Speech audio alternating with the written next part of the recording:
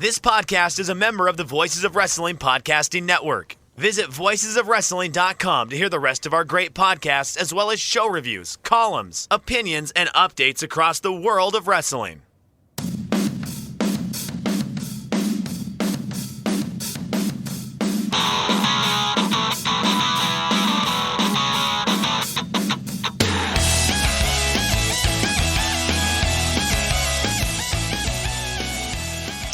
Hello, and welcome to the Sport of Pro Wrestling podcast. I am Chris Samsa, and this is your New Japan Pro Wrestling G1 Climax 30 Night 16 preview.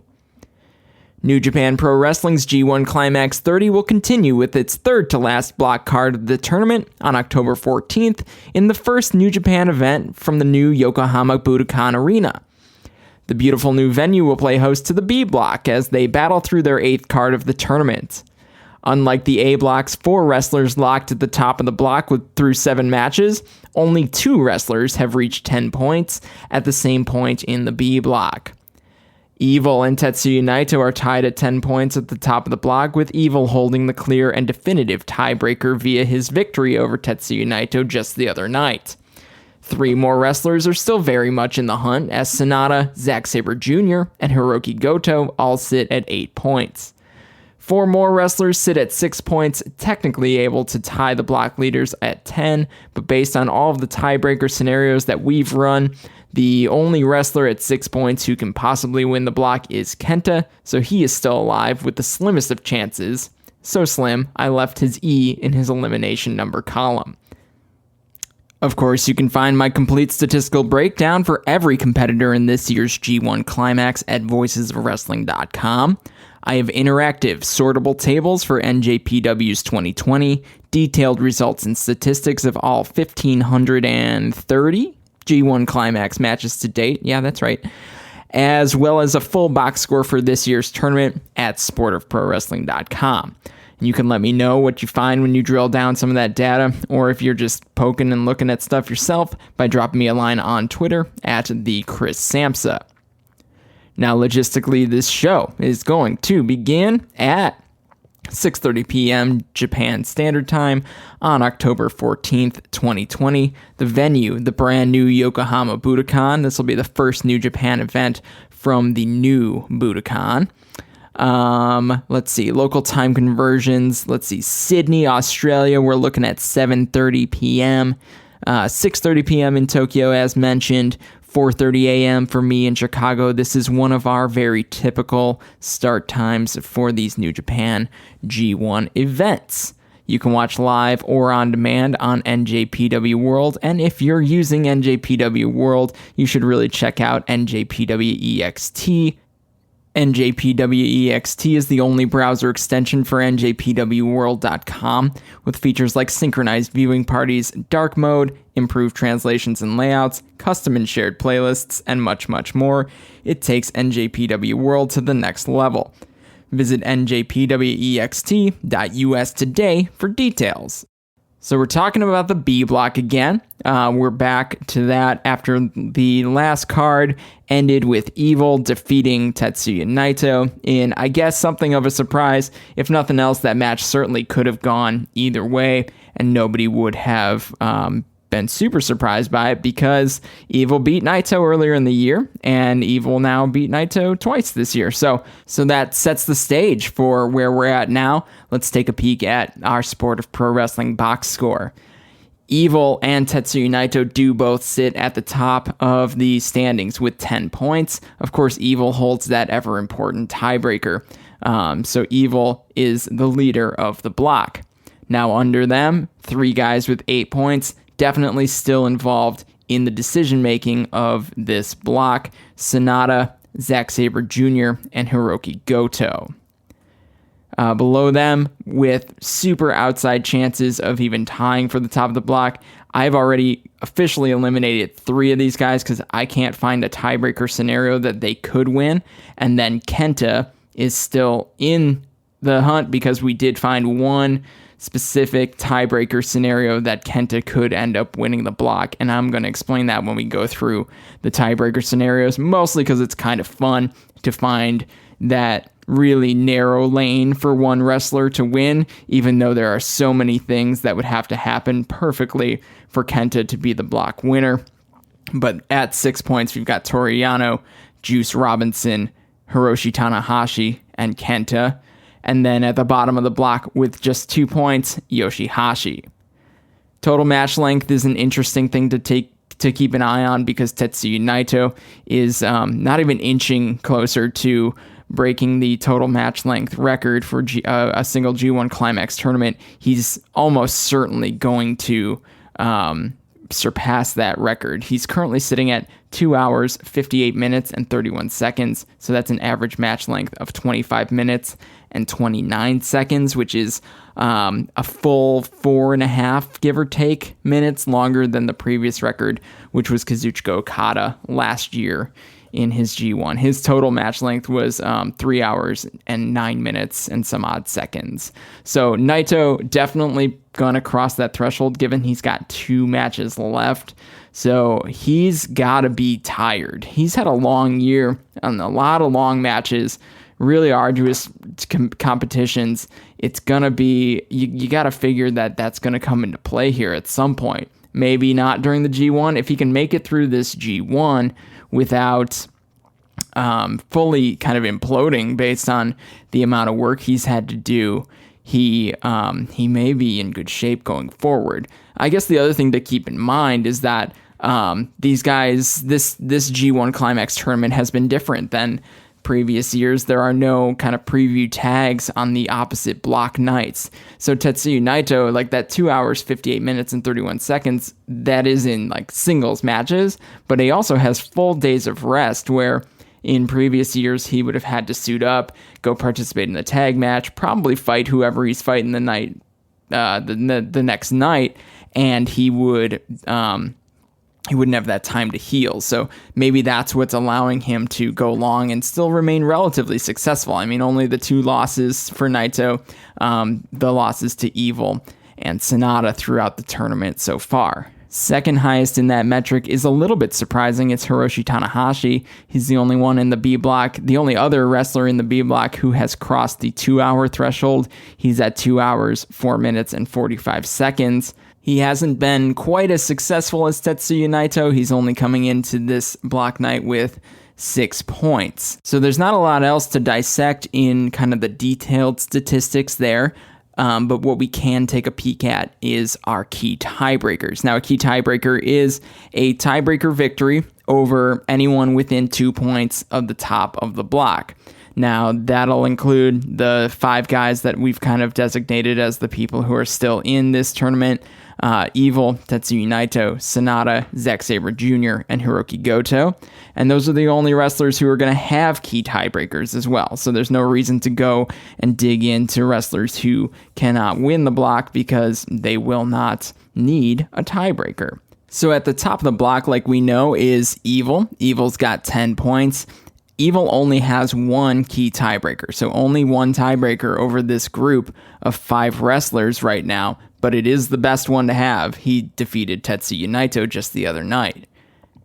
Tetsuya Naito also with 10 points. He's got a couple of key tiebreakers, both guys with 8 points, of course, Hiroki Goto and Zack Saber Jr. Sonata enters his main event on this card against Hiroshi Tanahashi with 8 points.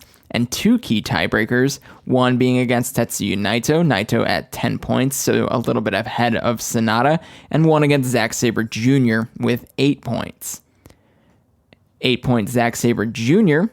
Comes into his match tonight with 2 key tiebreakers, one being a really good one to have. He defeated Evil. He's the only guy on this list who defeated Evil, so that actually works way in his favor when we're discussing giving him a chance to win the block. And he also defeated Hiroki Goto, also at 8 points.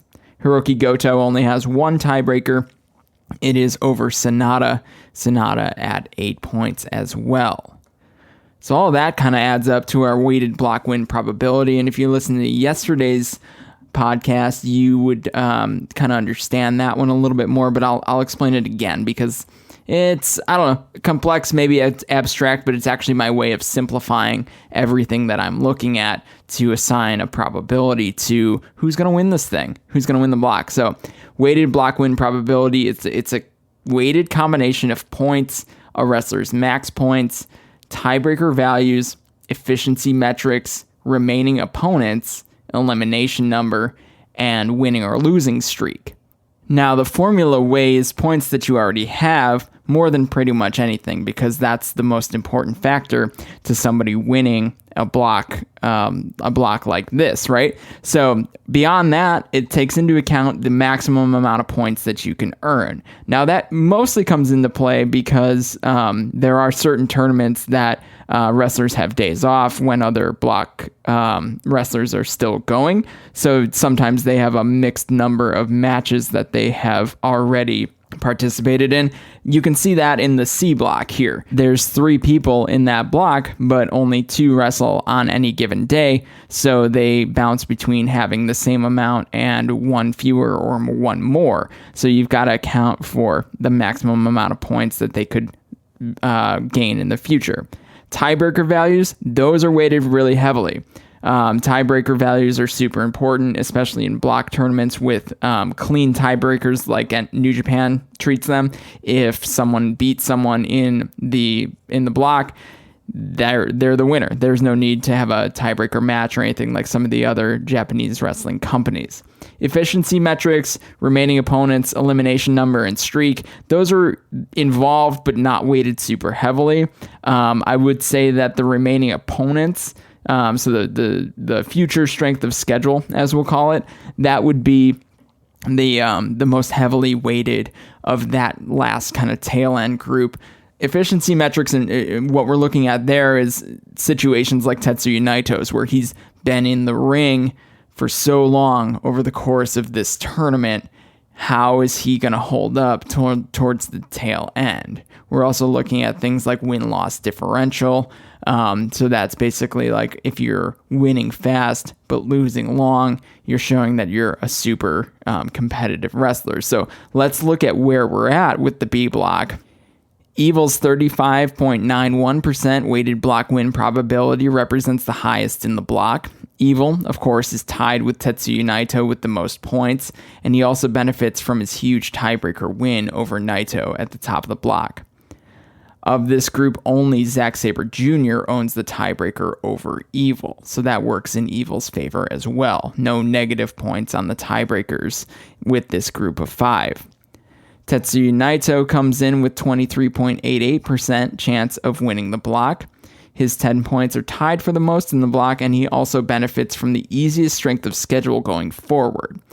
Naito's near 3 hours of total match length represent an inefficiency that drags him down, but his losses to Sonata and Evil are the largest factors in his 12% deficit behind Evil.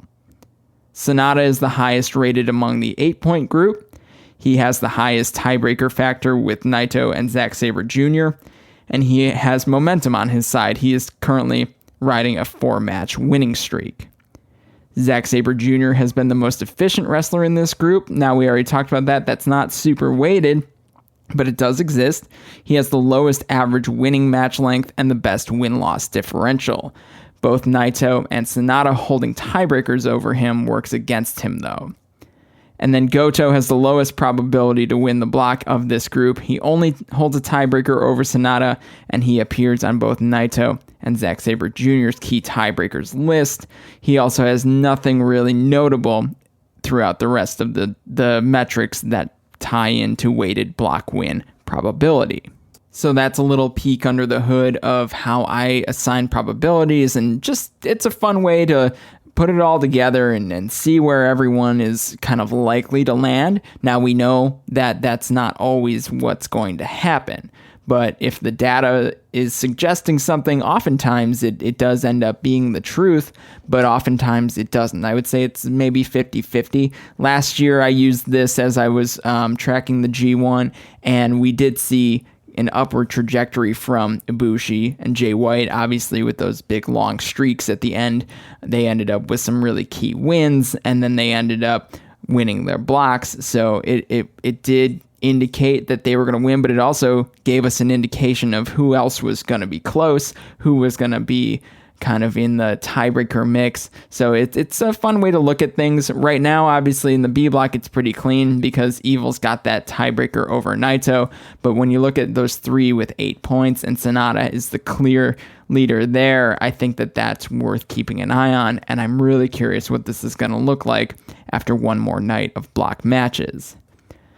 So now that we've looked at kind of the probability of it, let's look at the black and white. How are these guys going to get eliminated? So in the first block match of the night, Kenta faces off with the already eliminated Yoshihashi. If Kenta loses, he's eliminated.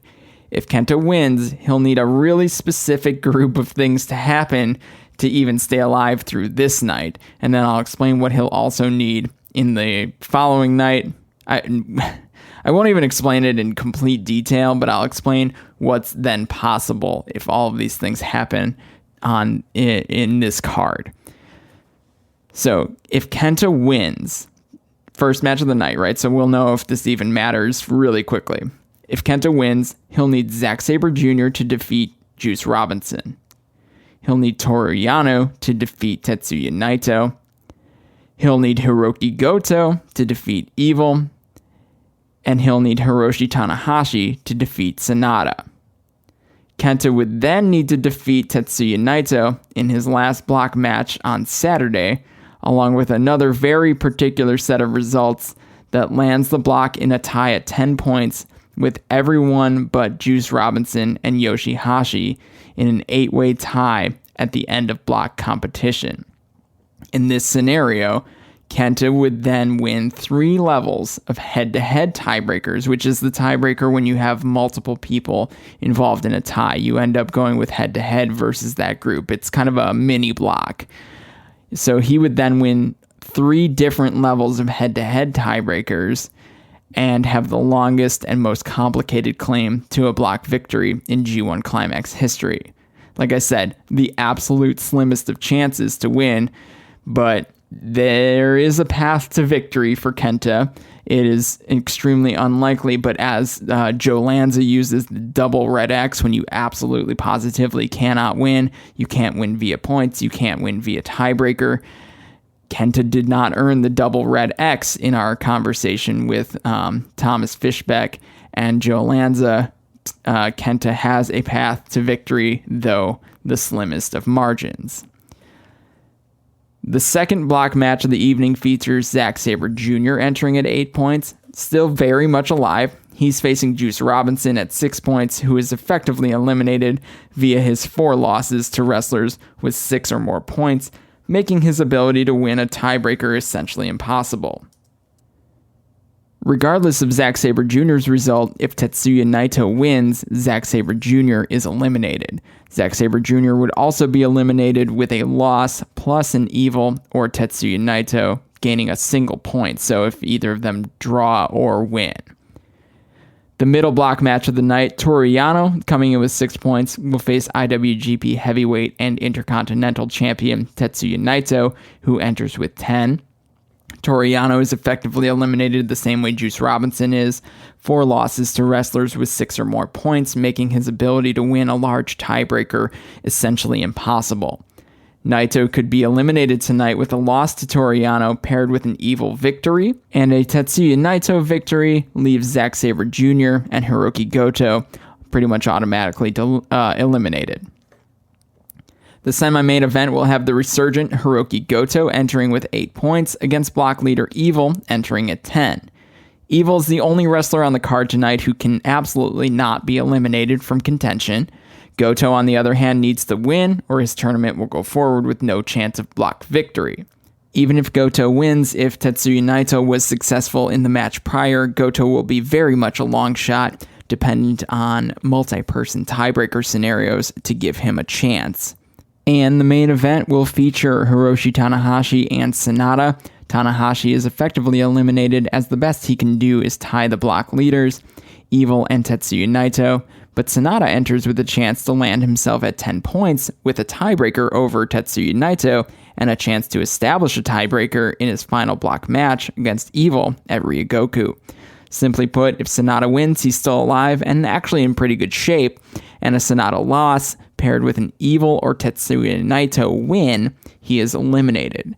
Sanada will benefit from knowing the stakes of his match entering the main event, as Naito and Evil will wrestle before him. So a lot of dissecting those scenarios on this particular card. The second to last card is usually when things are the most complicated, because there are still a couple of options for guys to fall out or get into really that mix for that last night. Usually on the last night, there's a couple of scenarios that could play out. Hopefully these segments get a little bit shorter and we can really dig into some of the main event or main event and semi-main event combination scenarios as we go through the Ryogoku shows that will come up after these particular block matches. Let's do a little walkthrough of the card. So we've got the main event, like I said, Hiroshi Tanahashi and Sanada. Tanahashi entering with 6, Sanada entering with 8 points. Hiroshi Tanahashi has quietly amassed the second most total match length in the B block at 2 hours, 4 minutes, and 45 seconds already in this tournament. Tanahashi's first match of the tournament is the 11th longest G1 Climax match ever with a decision rendered. That was his loss to Tetsuya Naito. Really kind of set him up off on the wrong foot. He really gave it all in that match, and he couldn't come out victorious. That is not Tanahashi's longest G1 match ever, though. His 27-minute and 56-second victory over AJ Styles in 2015 holds that honor. G1 Climax history, there's always something we can find with Hiroshi Tanahashi.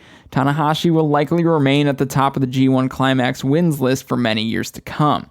He's currently at 86. Hiroki Goto and Tetsuya Naito are next closest active competitors with 59 wins each. In terms of 2020, Tanahashi and Sanada have both had kind of disappointing singles runs in 2020. Sanada just squeaked himself over the 500 mark. He is now 8-7. Tanahashi at 4-6 may need to find his ace energy to continue to be a major factor in the NJPW heavyweight division. Head-to-head, always important to keep an eye on. Tanahashi and Sanada have traded victories in 4 matches since 2016. They are 2-2 against each other. They are also 1-1 in the G1, with Sanada winning their first G1 match in 2016, but Tanahashi winning their second in 2019.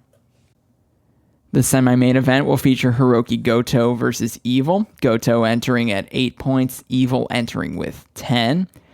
Evil's 4-match winning streak is the highest in the tournament. He's tied with block member Sanada as well as Kazuchika Okada on the other side. Evil has labored through his victories, though. He has lost relatively quickly as well, so his negative 8 minutes and 47 seconds win-loss differential is the worst in the tournament by far, with Sanada's negative 6 minutes and 11 seconds the next worst.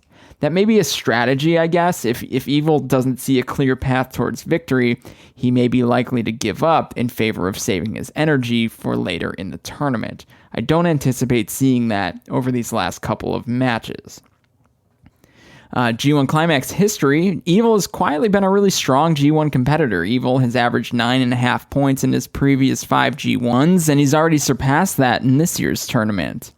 Evil's 24 G1 victories since entering the tournament in 2016 are 4th most in that time frame, behind only Tetsuya Naito's 30, Kazuchika Okada's 29, and Hiroshi Tanahashi with 26. Hiroki Goto sits right behind Evil in that same category with 23 victories over the last 5 tournaments. Evil has been one of the stories of 2020, of course. With a win tonight, Evil would tie Kazuchika Okada for the most singles victories in New Japan in 2020. He would then have 13. Head-to-head, Evil and Hiroki Goto have met 5 times, dating back to 2015. Goto leads the series between them 3-2. They've never met in the G1, but they have wrestled each other on many other big New Japan stages, including Power Struggle, Wrestling Dontaku, Dominion, New Beginning in Osaka, and this year's New Japan Cup. Goto looks to avenge his loss in this year's New Japan Cup with a victory over the now former IWGP Heavyweight and Intercontinental Champion.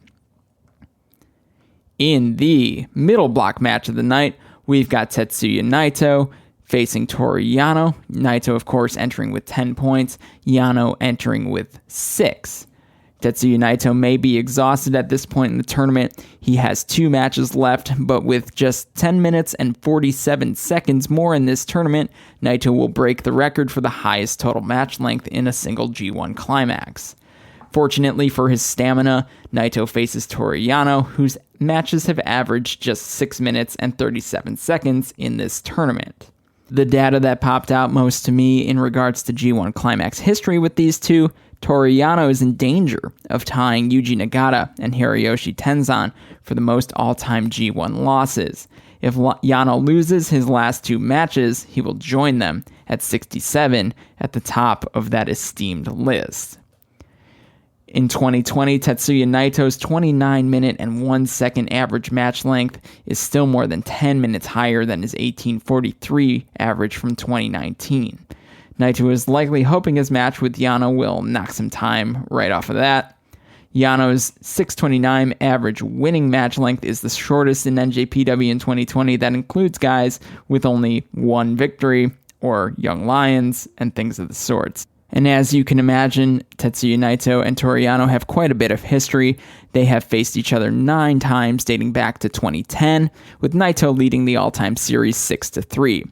8 of their matches have happened during the G1 Climax, and Naito leads the G1 series 5-3. Yano's victory over Naito in last year's tournament broke a Tetsuya Naito's 5-match winning streak against Yano in their all-time series. The likelihood of Naito breaking that total match length record tonight is slim. Naito and Yano haven't crossed the 10-minute threshold since 2011, and their 9 matches all time have averaged just 7 minutes and 55 seconds. Naito's got to be hoping for a quick and, at least brief match with Toru Yano, so he can kind of get back on track, give himself a day off, maybe not a day off, but a lighter day, and hopefully go forward for his sake. The second block match of the night will be Juice Robinson facing off against Zack Saber Jr. Zack Saber Jr. still has plenty to fight with, coming in at 8 points, Juice coming in at 6. Zack Saber Jr.'s 19-minute and 35-second average losing match length is second longest in the B block, only shorter than, of course, Tetsuya Naito's 25-minute and 33-second average in that category. Head-to-head, Zack Saber Jr. and Juice Robinson have faced each other twice, once in the first round of the inaugural IWGP United States title tournament, and once in the 2018 G1. Zack Saber Jr. was victorious both times. And the first block match of the night will be Yoshihashi versus Kenta. Yoshihashi eliminated, he's coming in with just 2 points, Kenta coming in with 6. Now, Yoshihashi, there's a little bit to explore here because he's having a not-so-great tournament, but also kind of good. And I'll explain that. So his 4-match losing streak is the longest in the B block. That's tied with Toru Yano currently. Yoshihashi may not have been able to complete many victories, but he has had his most competitive G1 Climax tournament in his history. His 17-minute and 25-second average losing match length is 3 minutes longer than his previous high from 2017. So he's putting up much more of a fight. Even though he can't finish the job and get the win, he's definitely been better. Like, he's quantifiably been better. So that maybe gets him a spot in next year's tournament. I don't really know. I'm not sure exactly how they're going to gauge Yoshihashi's performance here. But bad news for Yoshihashi. Based on the Sport of Pro Wrestling ranking system, Yoshihashi is the actual statistically worst G1 Climax competitor of all time. The Sport of Pro Wrestling ranking system does weight recency, so there may be a little bit of a recency bias here. But his 1 win showing during this tournament has clearly not helped his cause. Kenta and Yoshihashi have fought once. That was in New York City at an event I actually attended at Hammerstein Ballroom. It was for the Never Openweight title, and Kenta defeated Yoshihashi in 25 minutes and 4 seconds. All right, that's the card. We've previewed all 5 matches. We talked a lot about the elimination scenarios. We went through weighted block win probability, and we talked a little bit about how each of these guys can go forward and potentially win this tournament. We're not going to do a C block update tonight because I've cheated. I am a night ahead, but I am finally ahead of the G1 Climax. I will return with your C block update on the next A block preview show. Of course, you can find this preview in written form at sportofprowrestling.com or voicesofwrestling.com. I know it's a little easier to track those tie-breaking scenarios and those elimination scenarios if you've got it in written form in front of you. This is all right there on my preview for this card. Or you can drop me a follow on Twitter at @TheChrisSamsa. I promise I will be tweeting elimination scenarios and tiebreakers, etc. during these cards. I will be awake and live and doing it live. So if you want to verify what you're thinking or call me out on my potential mistakes, these are things that will happen. There's a lot going on with these tiebreakers. I love to interact and figure it out. It is the most fun I have all year. I really appreciate you giving me a listen, letting me be the one that catches you up on the G1. I'm excited to go through these last 4 or 5 cards with you guys, and I will see you next time on the Sport of Pro Wrestling podcast.